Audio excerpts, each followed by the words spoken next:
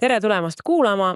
Täna räägime ühest erilisest majast Virtsus. Kunagine söökla ja kauplus nimega Kajakas. Me oleme kokku kogunud mälestusi endistelt töötajatelt ja vaatame ka, mis seal majas praegu toimub.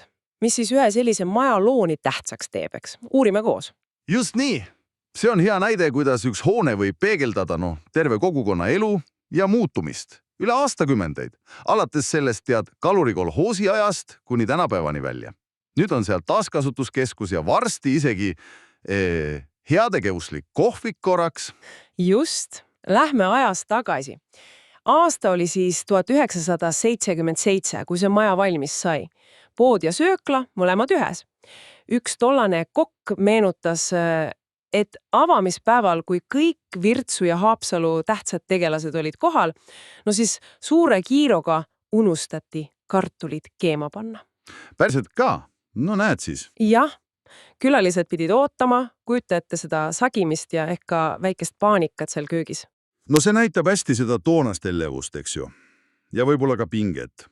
Aga see söökla sai ikka väga populaarseks. Tööpäevadel tehti seal, ütlen umbes 300 praeportsu. Ja lisaks veel supid ja magustoidud muidugi. See oli päris suur koormus ikka. Ja koolilapsed käisid seal syömas, eks? Ja ikka. Ligi 160 last ja õpetajat. Ja siis veel pikapäevarühm ka. Nii et jah, rõhvas käis palju.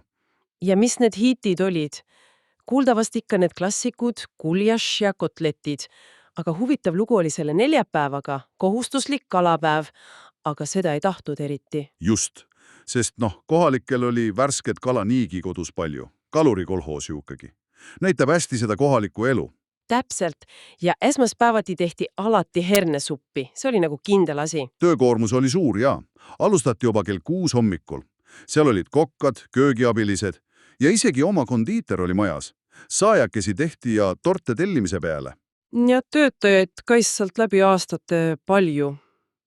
Üks raskemaid töid oli vist see külmkambris lihakehade raiumine. See pidi naistena ikka päris suur pingutus olema. Kindlasti. Füüsiline töö ikkagi. Aga see polnud ju ainult söögikoht. Selles suures sööklasaalis peeti ka igasugu pidusid, pulmi, juubeleid, peiesid, tantsuõhtuid korraldati. Ja mis oluline, kolhoosi liikmed ei peadnud saali eest üüri maksma. Jah, see tegi selle koha eriti oluliseks. Mitmed pulmad peeti seal ikka väga suurelt, saal rahvast täis. See oli tõeline kogukonnakeskus, ühendas inimesi. Aga ajad muutusid. Seal 80ndate lõpus, nii 1988 paiku, hakkas külastajate arv vähenema, ümberkorraldused algasid ja lähedale tehti uus baar ka, mis tõmbas osa kliente ära, eks ju. Nii see oli. Ja lõpuks 1992. aasta mais, kui kooliaasta läbi sai, siis pandi söökla kinni. Üks ajastu sai läbi. Ja see oli kindlasti paljudele kurb hetk. Aga maja lugu läks edasi.